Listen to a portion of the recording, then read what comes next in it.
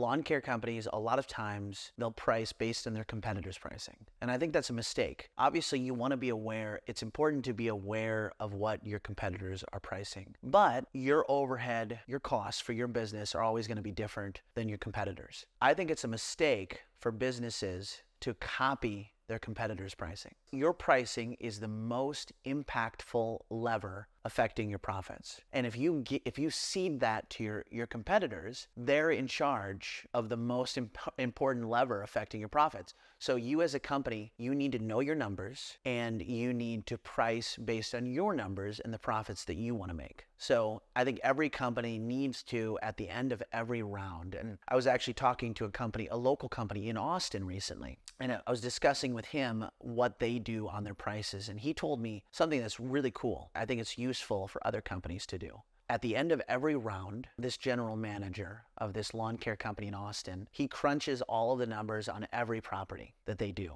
He can immediately see if they're making profits on each lawn that they treat for fertilizer and weed control.